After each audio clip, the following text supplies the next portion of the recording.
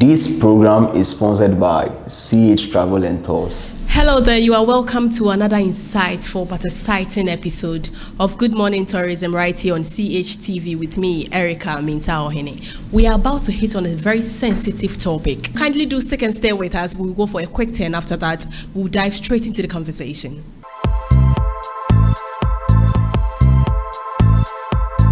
You are welcome back from that quick turn. If you just tuned in, this is Good Morning Tourism right here on CHTV. In fact, we have here with us our regular Nana Baswa Boache. I always say, Nana, I have to read your profile. So, Nana Baswa Boache, who is the president of Society of African Travel Advisors, the CEO of BT Express Services, and the former country director of American Society of Travel Advisors. My immediate right, I have here with me Esquire Kojo Jemfibunsu, who is a lawyer, and then he's with Sundown Legal Services. You're welcome, gentlemen. Thank you. We are about to touch on a very sensitive topic today: accidents at tourist sites. When we say accidents at tourist sites, what comes in mind? Okay, so let me say a very good morning to our cherished viewers and listeners. So we are happy to be back on this channel once again to discuss a very important topic like relating to accidents on our various tourist sites in Ghana. And for that matter, maybe we can extend it to other jurisdictions. Okay, so this is very, very, very important because previously we have discussed that tourism is very important to the socio-economic development of every country. And so it is an area that we need to protect if we want to attract more people into the sector, in the industry. So when you hear accidents, what comes to mind? Accident at a destination. Let me quickly say that when we say a destination, we are not only talking about where the tourism itself is located, but it can be there. It may not be the tourist site. For instance, Ghana is a tourist destination. So whatever happened, accident, whatever it is, when it happens in Ghana, we say accident in tourist destination with respect to Ghana. And Kintampo is a tourist destination. So if accidents happen in Kintampo, whether at the tourist site itself or the Kintampo town or its enclave, you say accident happened in Kintampo, which affects the tourist destination. So I need to make that distinction. So it means that accidents can affect tourism in its entirety. Because you see, tourism is about movement of people from their own abode to another destination. Do you understand? There's the definition of tourism to spend about 24 hours at a destination that qualifies as tourism. So the point is, what would motivate another person to move from his house and say, I want to go and visit the site? So for instance, if there's a regular armed robbery attack on a particular tourist site, would you be attracted to that destination? Would you? So accident is one area. When people are dying, when people are sustaining various kind of injuries, would people be motivated to come to the destination? It's not. So I feel that accidents per se is a very important matter that should be addressed by either the government or its related agencies, especially if they want to promote what we call tourism growth in the country. But with respect to the local, then we are talking about the movement between the country, from Kumasi to Paga, or from Techiman to Kintampo, or Nkranza to Accra, or what have you. These are the things. You can see, and it is so clear, that the road network that we have in the country, it is the road network that leads to all these tourist destinations. our road network are so deplorable. I went to court at Suhum. When I go to Pokuase and just looking at the cars, oncoming cars and all, I realized that I couldn't drive. So I had to park my car elsewhere, and then I picked a public transport for almost 3 hours between Pokuase to Suhum. Hitherto is about 45 minutes drive, but I spent over 3 hours. So when roads are deplorable, who will be motivated to travel even internally? It is not good. And this deplorable state contributes to the accident that we have in the country. Recently, we recall the road accident that led to the death of about 16 children. Do you understand? I don't know what the purpose of their travel was, but I'm saying that, assuming it was an excursion or a tourism-related activity that they were going to do, would that motivate other persons to carry on tourism activities? No. So the road network that we have in our country affects the tourism that we want to develop. So I think, fortunately for us, that we have not seen so much serious accidents at various tourist sites. If you look at the history, sometimes it's just slippery of something, maybe canopy walkway breaks down and what have you, but you don't recall casualties from there. So that is there. But I'm looking at all the ancillary issues that can affect the tourism. So I'm saying that other causes that affect tourism may be this armed robbery. Armed robbery is key.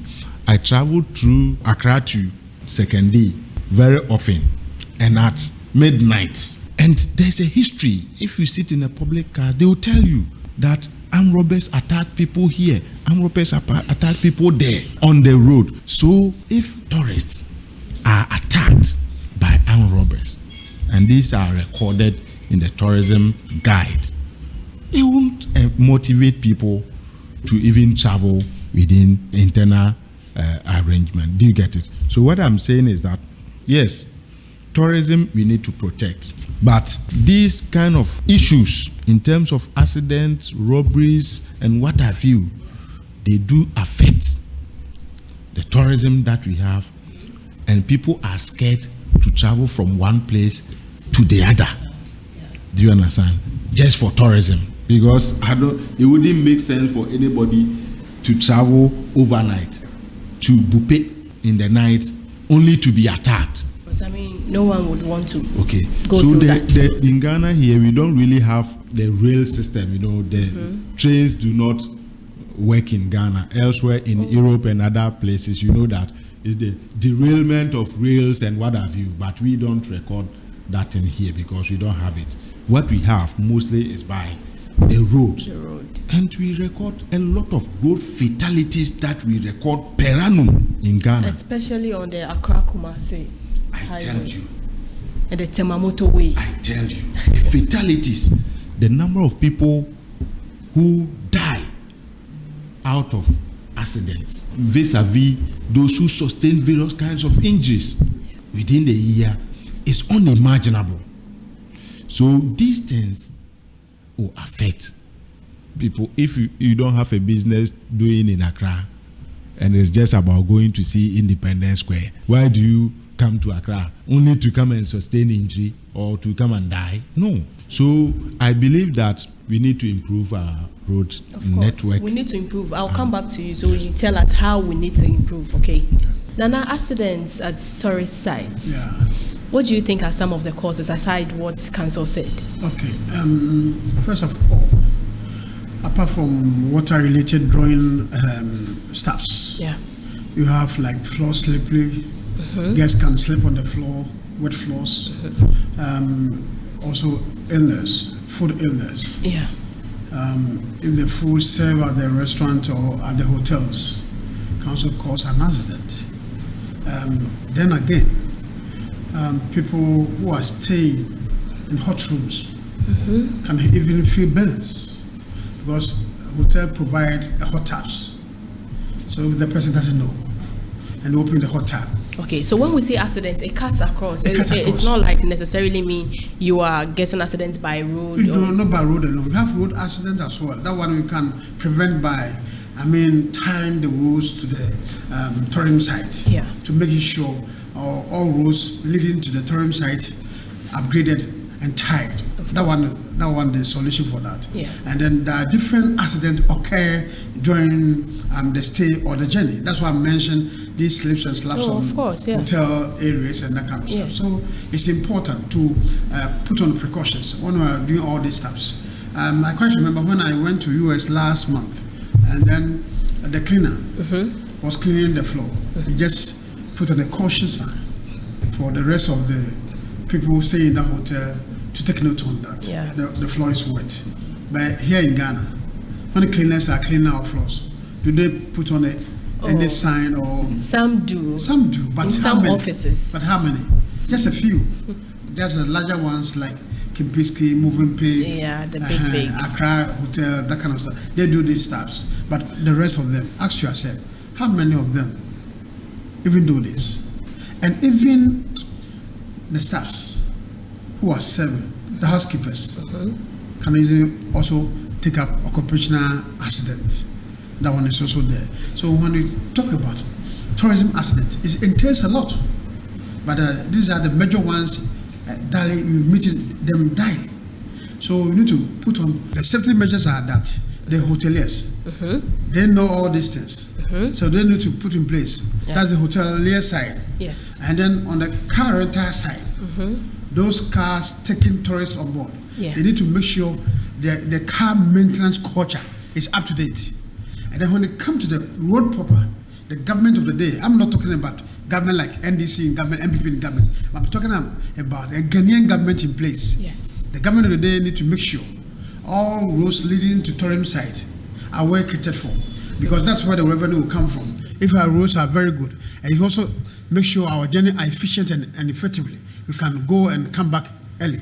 Because based on the accident that you are talking about, if you're able to fix it, it helps us as a citizen of this country. But if you are not able to fix it, look at number of deaths that you can record within a period of a year. It will vary huge. Like lawyer was trying to give numbers that if you do look at the data of fatal road accident per annum by Ghana Police Service through the motor unit, if you are able to go through their data, it tells you that the numbers are very high. Those who are dying through accident, motor accident throughout the year are very high. Some of them are traveling for excursion, some of them are traveling for domestic tourism. But there are different components here. When you talk about excursion, it's a day trip, a return trip. But domestic tourism is when a person refers to a person traveling in own country and spend a number of days. They can even stay longer at one destination from their abode of place that they live. So all these things need to be checked so that the life is precious. So let us keep everything to make sure you protect life and property. Because at the end of the day, if something happens to a facility, they are losing something in terms of finances, in terms of infrastructure, in terms of, put up their house in order, they are losing something. So all these things is important for us to acknowledge that we need to do something about it. And then it calls for approach between the private and the public for us to put our house together. So the government needs to check those who have facilities. Do they have up to standard operational requirement as being required by the responsible authority like GTA? Do they have this requirement in place? Do they have this? Because when you are going for a license, a lot of a questionnaire that they will ask you to go through to provide the necessary needs for you to be certified as a 2-star, as a 5-star, as a 3-star, as a 4-star hotel. All these things are in place. GTA have officers who are catering for all these stuff. But it's also important for us to acknowledge as citizens to take the precaution upon ourselves visiting these facilities. We need to make sure that we first protect yourself before somebody going to protect you. So the responsibility is that it's between the private and public. So what the government need to do, government should ensure that he is doing the best that he can do to serve the people. And then the private owners also need to put in place the necessary steps so that we also devote ourselves from accident. And then we, the citizens who are using these facilities, need to also protect ourselves, not getting ourselves into these minor accidents that can cost our lives. So how can tourists also do that to prevent these accidents at the tourist sites? It's left to those officers at GT to monitor all these facilities. Are they doing the right thing? Do they have the right logistics in place to operate? All this is as something that you cannot, walk over. You need to look at it. How is it? Not that we are going to favor them. No, it's a system that you are trying to do monitoring and evaluation and see that those who have been giving licenses to them, they normally do. I believe GTA have staffs who are carrying this at various, but it's a human institution and anything can happen over there. So I'm just appealing to them. At the end of the day, the best thing must be done as a country so that we can even forge our head in a unity form that will allow people outside to know that, let me travel to Ghana. Because all these things, when we send a bad name outside, it does not argue well for the country in terms of tourism. The name gets outside and it's not a good name. All that we are doing becomes standstill. We are trying our best to promote the country, but you are appealing to authorities and those who are in charge, those who are responsible for all these things, to get their acts together so that at the end of the day, Ghana will be free from this minor accident. So aside the authorities putting measures in place and all that, what can we, the tourists, those visiting the places, how can we? Like I said earlier on, when you get to a place or when you are going to a place, be cautious of yourself. It's important. I'm a traveler. I'm traveling to, let's say, Kou, okay, and it is raining. Nobody needs to tell me that I should halt my travel, because if you look at the Kou Mountain, both left and right, there are a lot of trees over on the roadside, and nobody needs to, like lawyer said earlier, Kintampo is a freak of trees that fell on these 20 young people. The trees around the stream that fell on them. This is a natural disaster, and when it's raining heavily like that, it was not like it was raining scanty. No, it was a heavy downpour. So nobody needs to tell you that take precaution of the weather. We need to advise ourselves as well, as travelers, as tourists. Some people are adamant.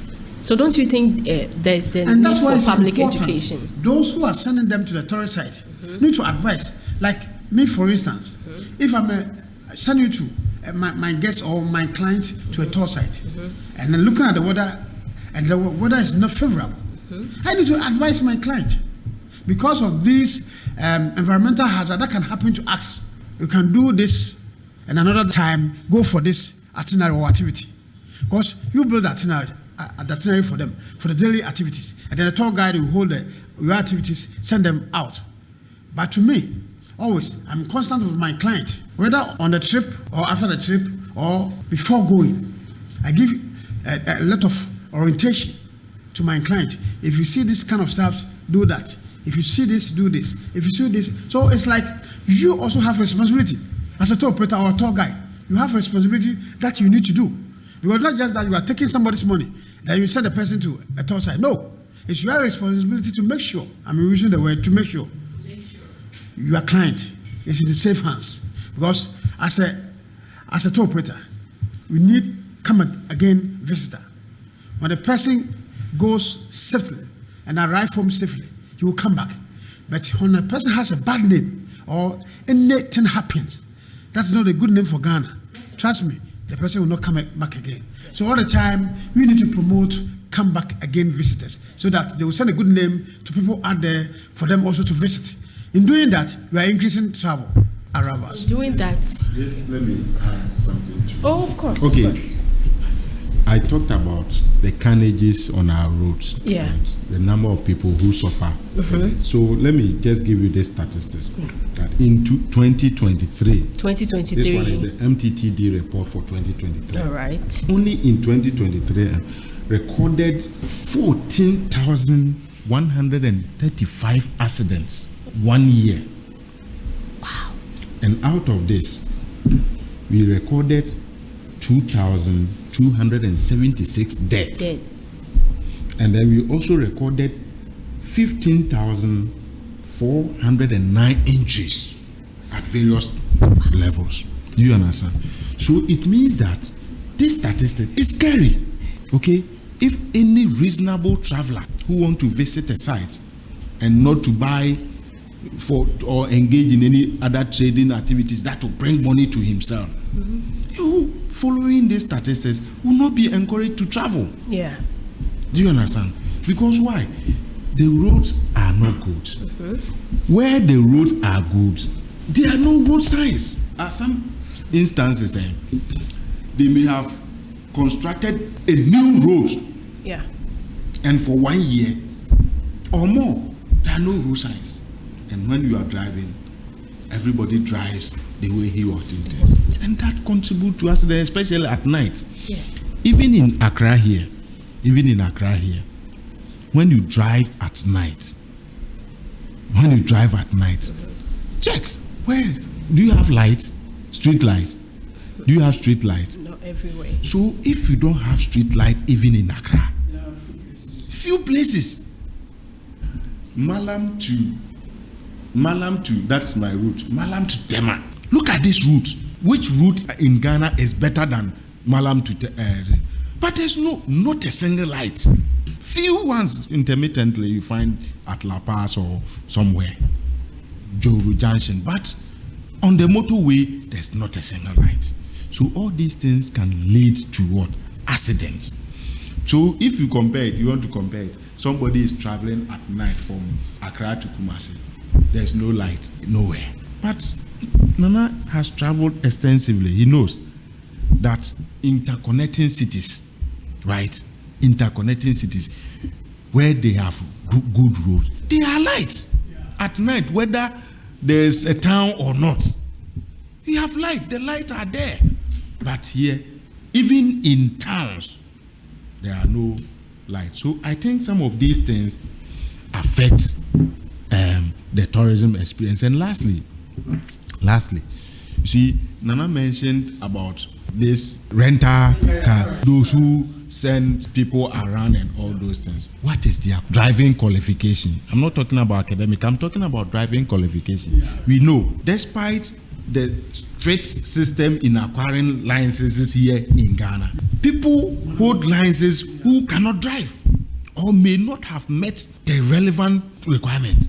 I want to agree that either GTA or whatever, Ghana Tour Operators Association, whatever, should ensure that even those with renters, they are certified drivers. Okay, so you don't just bring license D from DVLA and because of that, we give you a car to drive. Or because you are carrying visitors, you are carrying people. We keep saying GTA. Don't you think the practitioners also should be involved in this? Yes. Nana? You know something, it depends on the company that is carrying that into the day. To me, if I'm hiring a car, I first of all certify for the licenses given by GTA. I look at your license because I know GTA has requirement that before you be given a car rental license, you meet a certain requirement. So once you have a GTA license, it tells me that you are okay with me. And then, but on the roadside, it left my tour guide or myself to make sure that you are in safe hands. Because when you are traveling, anything can happen.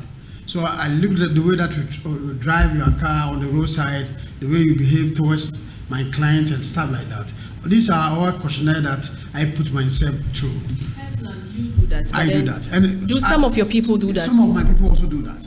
And then these are the so you see, assessments. Nana should know that this one, it should be a standard assessment for everybody, all operators. The way you will do the right I thing. take note on that. The way you talk. Because my clients are precious to me, they are my gold. So if I misbehave, they will never come back. They will not have come back visitors. We all can attest to the fact that out of 10 practitioners, only 2. It is only 2 who do this assessment and then this stuff. I'm talking about myself, but I don't know others. But I believe that those who are having come again visitors, they do that. That's why their customers are still coming. So what would you tell your fellow practitioners? What I will tell my fellow practitioners, you are professionals.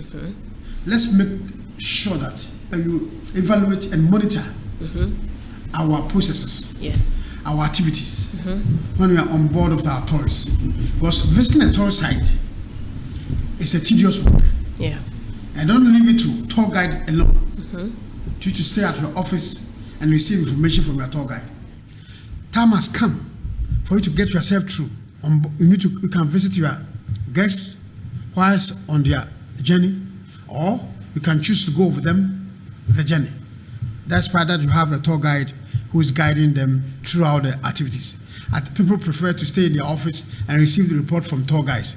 People will be on board with their tourists to the destinations. People will also like to receive one way halfway, the other, visit them one day and then come back to their office. It depends on the person. And what do you think is the best? The best is that you get yourself involved daily. Because through you that they are here in Ghana, because of you that you are here in Ghana, so you need to get in touch with them daily. You need to assess daily activities from them. So when things are not getting done the way that you want it, you can easily make amends. Because when they are on their journey and something happens, you are the first point of call that they will need to call your attention that this has happened. So when you are in touch with them through your tour guide, you can even see what is going on there. And then make sure that the information that you are getting is credible information, because you are dealing with personalities, at times different cultural background, with white people, with red people, Jamaicans, black, here and there, Asians, depending on the race that you are dealing with. You need to make sure that you are providing international acceptable standards of service, because you are offering the service. So the service that you are offering is not up to international standard. Bet me, you will never receive their comments about your company. And then, bet me, they are going to advise their people or their friends, their family ones, loved ones, never to, approach your service. And these are all things that you need to know as practitioners. That is important. It's very much important to ask, to make sure our guests are the ones who give us food on our table. Exactly. So once they are paying for their service, the service that they are paying is not for free. They are paying for it. So make sure you give them quality service, international acceptable service. Not just that they are here, I can do anything. No, it doesn't go that way. Tourism is a serious business. These are beautiful proposals that you are making. Yeah, and I'm suggesting that it should not be a personalized standard. But what should it be? The industry must set the standard and ensure that practitioners will follow the standard. I think I agree with you. Do you get it? So if you have the requirement there, like Ghana Standard Authority, they have a way of checking standard, isn't it? Exactly. So once in a while, you can badge in and see whether the practitioners are following the standard that you have set for yourself. Because if you leave it for them, someone will do it, someone will not do it. Exactly. Okay? Because one bad thing will affect the entire industry. Yes, exactly. It's true. I agree with you 100%. But that's why it's important for the industry to have a code of practice and a code of ethics. Yes. And then a code of conduct. Exactly. When all this but is there not something like that? Well, it's difficult for me to say it here because, if you don't have three ingredients, the code of conduct, the code of ethics, and the code of practice, it becomes cumbersome. Why? Because based on the code, that allow you to practice. Based on the code, allow you to act. And based on the code, allow you to operate. So if we're having these codes together, the 3C codes, we call it 3C codes. If you're having them together, it allows you to become a professional. Because every professional person would like to go through these courses in handling your visitors during travel and then disembarkation to their country. These are very much important because taking people on a trip, they are not Ghanaians, especially if you are taking foreigners who are not Ghanaians. They don't have relatives here. The responsibility is now on you. For you to make sure, one, their safety. Once they are foreigners, when something get or touch them, it will get to the foreign press. Yeah. And it will send a wrong signal to the rest of the world that Ghana is not safe. So once a visitor, a traveler, or your customer is here with you, do everything within your powers and service to make sure you are doing the right thing. Because you are not doing it for yourself alone. You are doing it for God and country. Exactly. And for that matter, if you are not doing it right, and you got it wrong, you are trying to tear somersault the whole country tourism into a beach. And that's what I'm promoting to other colleagues, to make sure when they have clients, when they have travelers in their disposal, they should make sure they become professionals. Not just saying with their a word of mouth. No. They should show action. Thank you. Sure. Please, I'm not cutting you short. Let's go for a quick turn. When I come back, Sure. the place is all heated already. So I know you viewers at home are watching and then you are so excited. You are learning. It is getting heated up here. So we'll go for a quick turn after that. We are bringing you more information about accidents at tourist sites.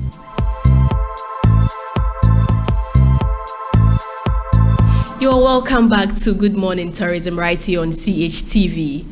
In fact, if you just tuned in, you've missed a lot because the place was heated. So, Council, let me come to you. Yes.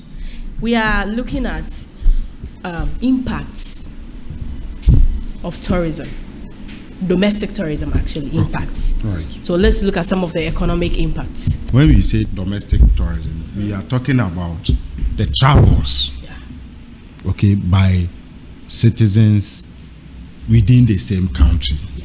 Okay, so for instance, if I travel from here to Tamale and spend more than 24 hours in Tamale, it is termed as a domestic tourism, whether it is for education, whether it is for health, whether it is for sightseeing, what have you, okay? Or even it's just a relative visit. Once you are spending more than 24 hours at a destination, then it is classified as a domestic tourism. So that is it. So the question is it important? What is the impact of domestic tourism that we have? You see, what we know about tourism in general is that one, it raises revenue, two, it creates employment, and it brings the identity, culture, what have you of the people and all those things. So with this in mind, I think that the domestic tourism, first and foremost, is about the revenue generation. Because in visiting the people, the cars that we are sending, they are paying toll. I'm told they are going to have a new system of tolling, right? Oh, yes. Okay, so they are paying toll, they are paying taxes, they are paying this to increase revenue. Do you understand? That is what is very important to the tourism industry. Do you understand? Again, when the people get to the destination, look at the expenses that we make. Somebody will buy yogurt, you buy ice water, Plantain buy chips. plantain chips, buy all these things at the destination. Okay, and you increase the internal economic activity. We forgot Kosiane Meko. We forgot Kosiane Meko. So you see that people buy kosua nimoko Meko. a lot, especially in buses or in. You see that the egg sellers will rush to the people, and this one, Kosiane Meko, and then do you know when you eat one, hide your money. So you see, all these things are the importance of tourism at the destination. One other key importance, you see, if you look at the economic activity within the country, drivers, they flourish with passengers. Restaurants, they flourish with guests, people who come to them, and the hotels, they also flourish with people who come to the destination. But you see, it is not every hotel that targets international travelers. Yes, you pick the notable hotels, that is for this. But there are other small hotels within towns that are actually meant for the ordinary traveler, the Ghanaian traveler. So it is the domestic travels that sustains businesses like this. Look at if you are in Tamale and you have to move from one place to maybe it's a taxi or Pragia or a motorbike. These activities are usually not used by the foreign travelers. But this activity must be sustained. Taxis and motorbikes, they must be sustained. So when more people visit their destination, they improve or increase some of these activities. And this one will boost the economy of the local people. So domestic activity, we cannot run away from it. It's very important. In fact, when COVID came and it halted all international travels in 2020, and even the next 2-3 years, tourism activities were not very active, especially foreign travels, because people were scared about transmission. What happened? Domestic tourism that sustained the industry. So it is very important when it comes to the economic activities of the country. And mind you, some of these hotels are also creating local employment. Okay, there are some communities with some sites and maybe are only patronized by local people. Yeah. Foreigners have not identified or they don't like going there. Yeah. What happened? It is these internal travels that will facilitate the sustainability of the site and boost the local economy. So I feel that domestic tourism in Ghana, with respect to revenues, with respect to employment, with respect to boosting the local economy, is very important when it comes to the tourism business that we have in the country. Nana, Yeah. impacts of Okay. domestic tourism. First of all, like Council said, we need to understand the word domestic tourism before we can even strive on it, because it refers to a person traveling within his own country. Exactly. So departure and arrival happens at the same destination. It's not going outside, it's the same destination. So in this case, if you are a person want to travel on the countryside, whether for leisure, for business, for education, whatever it is, and then the person spend a number of days there, that means the person is embarking on domestic tourism. So one, the person wants to see something on the destination that he's going. For instance, the person is going to my hometown, Kwamai. He wanted to see something there. So we need to improve upon infrastructure. That's one impact. Another thing, it builds the local economy, as Council earlier said. Yeah. Not only the local economy, both local and national economy. Then third, it also enhances image of our cultural and heritage assets. For How? people, you promote it so people get to know it. Okay. So that it brings people to come and see it. Once you are promoting it, people We can get then to know about it. to know about it. And also reduce poverty and inequality in our society. Of course. So all these things sum up to promote domestic tourism as one of the tools in using to promote tourism. Because, for instance, a Ghanaian population of 34.43 million as of December 2024, and 1 million tourism arrival happened last year as from GTA report. If you have 10% or 20%, 10% of this population travel around countryside within Ghana, it means you're having 34.43%. That's 3,400,000 and something people traveling. Our economy will change overnight. And then it also improve the living standard of the people, because local artisans, vendors will get something doing to feed their family. So it also improve on quality life. It creates employment. It creates opportunity for people to navigate, reducing stress. So I will urge that domestic tourism has so many impacts, and therefore every Ghanaian need to embark on one-day journey, not just during your free period or your vacation period, no, but on weekends. You can embark on journey on Friday and return back to maybe Accra or Kumasi, Tamales on Monday to start your work. It gives you ample time for you to think over. And that's why it's important to acknowledge. When you're aging, you need to take the stress out of you. And in doing that, domestic tourism is the first medicine that you need to consult. Because after taking upon this journey, your stress will go down. Once you travel with your family, if you have a wife, you travel with your wife, if you have children, travel alongside your children, and you have a good sleep. So when you travel with your wife, you have a good sleep. Because you know the family budget. And then you cannot go beyond the budget. So embark on domestic tourism as a way of creating employment, as a way of giving people access to our culture heritage. And these are all ingredients putting up together to make it sure that domestic tourism has impact on our life, on our daily life. Yeah, don't you think it's high time people get to know that tourism is not all about traveling outside the country or anything? Yes, of course. You can That's what I'm sometimes saying. travel with Because it, but a lot of people don't if know. you travel from Kumasi to Accra to come and witness Homo War Festival, it will be a beautiful thing. They feel like it is within the country, so Yes, it's of not course. If you are traveling from once in a Accra, while, if you go to I have a friend. He was working at ECG and he was transferred to Kumasi. He said, no, I don't want to go to Kumasi. I don't want to go to Kumasi. I'm saying, my friend, what's the problem? Hey, Kumasi, after I heard that if he doesn't take care, they will bury with the chief. And then I will send you to a royal funeral for you to see. So fortunate or unfortunate for him, when Utufu Bukwari, Nyame for the Kranzi, we went to Kumasi. Then we went to the funeral at Menchia.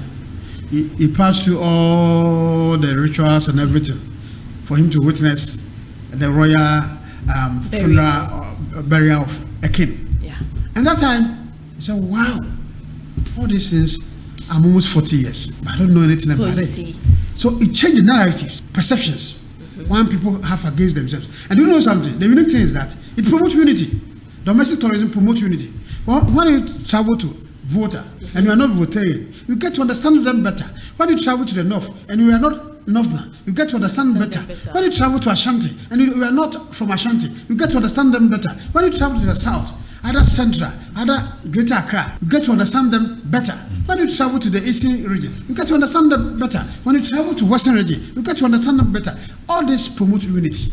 So domestic tourism is an antidote for promoting unity. Yes, Nana, sorry to cut you short. You know, in Ghana, because of our diversity, tribal diversity, there are a lot of stereotyping. Yes, of course. In the country. Yes, of course. So you see, there are misconceptions. Yes, of course, my brother. About tribes in the country. But I was in Yendi, and the people in the bus that I went with. Yes, of course. Right. And when we got down, it was at dawn. You understand? So where I didn't have a place that I was going. See, the acceptance. Oh, wow. The show of love. From indigenous people. Yes, from the people. That's from lovely. the Northerners, the Dagombes, and they all dance it together. It's so amazing. To see you somebody took me around to Yanez Palace and this and that. Oh, wow. So preparing to that must be exciting. If you haven't traveled before, okay, you misconceive people. You're all telling you have different erroneous impression about people. Yes, of course. So for me, domestic tourism, if we really need a national cohesion and unity, it is something that we should encourage. Yeah, we need to promote. We need to. How do we promote it? We need to promote it. Promoting unity is not a big thing. Intermarriages is a way of promoting it. Interculture exchange is a way of promoting it. This brings us to ethnicity. Does it even still exist? You know, they are still families. You know something? People tend not to give their wars to other tribes to marry. And then this is the social type you need to look at it. And the social setting of the people is much important as a foundation of unity. So if you are not going with this bedrock, you are missing it out. It all boils down to you're all Ghanaians. Stereotypes. You're all Ghanaians. And then you need to admit that once you are Ghanaian, all these things part of us. You need to appreciate that. You need to appreciate each other. It's something that you need to encourage. Oh, of course. I've got mine. Of course. I will never go back for another lady. Oh, no. But now, those who are not yet married, the potential fathers, yet to be fathers, and unborn fathers, and then potential women, you need to bed them together to make sure that at the end of the day, intermarriages also promote tourism. Unity, It also promotes unity. And it also bring people together for them to think about national development. Because at the end of the day, if you believe in your country, you believe in yourself. So you need to believe in ourselves first and believe in our country. And then give us an ample time for us to reason up to the occasion and then all the challenges that you are going through. This will help us to navigate around all these challenges. Of course. It helps us to stay cool as Ghanaians. And then for God and country, we stay as Ghanaians. Of course. So now an Ashanti can marry an Everman. Yes, of course. Northerner can marry. Yes, of course. Wow. Council. No, I think now it has improved. Previously, it was a taboo. Yeah. It was a taboo to bring some tribes home. It was a taboo. They ask where does it come from? That's the first thing. And then the next question is that walking my way. So I think we are improving, but we need to do more. That is why we are suggesting on this platform that the best way we can do it, or one of the best ways, is to encourage domestic travels. Yes, of course. Because lack of knowledge. I mean, some of these things we do it naively. We don't know about the people. We are only considering the stories that we have heard about this group of people.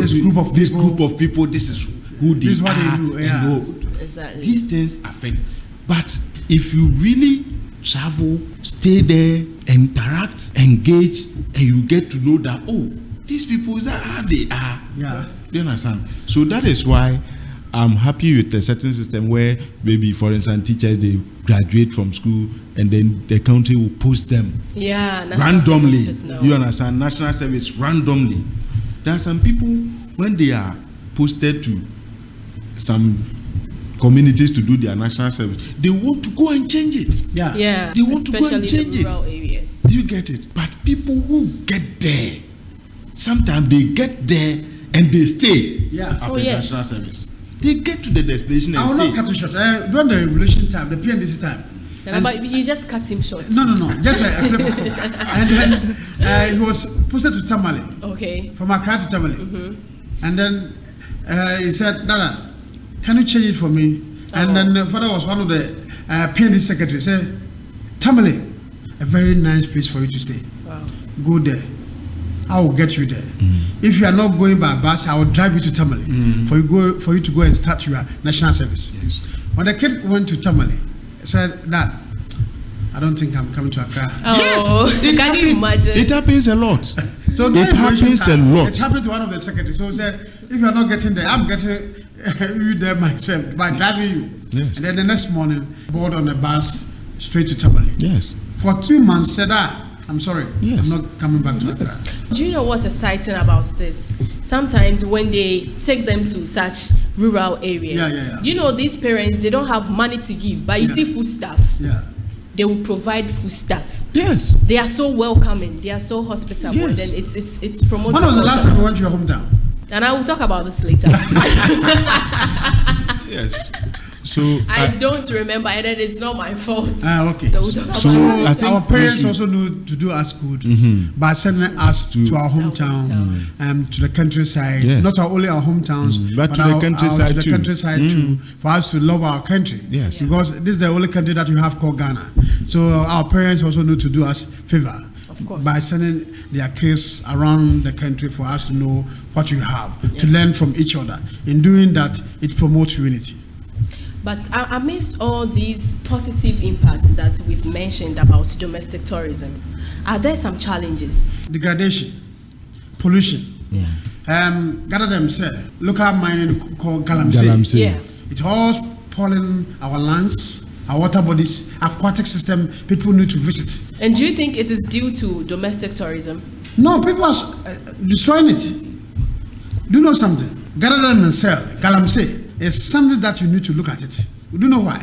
Because all the forests, it produces different species of birds. All these forests, because of Galamsey, they are destroying it. So when you talk about aquatic system, they are spoiling our water bodies. And there's nothing like flora and fauna for us to go and look at it. Yeah. So these are something, and then don't know the chemicals that they are using. It also going to affect the unborn children. Nana, for Galamsey, if we say we are talking about it, then So we are not even these are here the today. challenges for domestic tourism. Yeah. Because land degradation is part of it, pollution is part of it, Galamsey is part of it. course. All these activities, these social Challenges vices. of domestic tourism. let me add one to it. There's also a growing concern Yeah. that you see as people travel. They travel with diseases. When they get there to the destination, some of them they take the women, and they transfer. If But they you know, have this is other, a major problem. We didn't even hit on it from the beginning. We are not even looking at it. yes, Like, we barely talk about it. Yes. But then, Nana, do you know it's a major problem? Yes, of course. yes, and they get there and transfer. So what can some of authorities these do about diseases. it? This is difficult. I mean, You are not checking people's bed. you cannot check people's status to see whether they are infected Advice or is not. that the local folks need to be aware. Yes. Not all people coming from the cities are well living. People are coming with Of course. Diseases bad and intentions. infections, yes. People are also coming With with a lot of diseases. diseases. They must be very careful. Very Not only those who are also staying in the city, those who are also staying in the villages and they wanted to come back to the cities. cities. Those who are staying in the cities, on the roadside, nothing is for free unless you get something for yourself, which is very bad. There's no free lunch. There's no free lunch and there's no for the Christmas. Of course, Yeah. Please, your final remarks. Okay, so I think this has been a very interesting discussion on domestic tourism.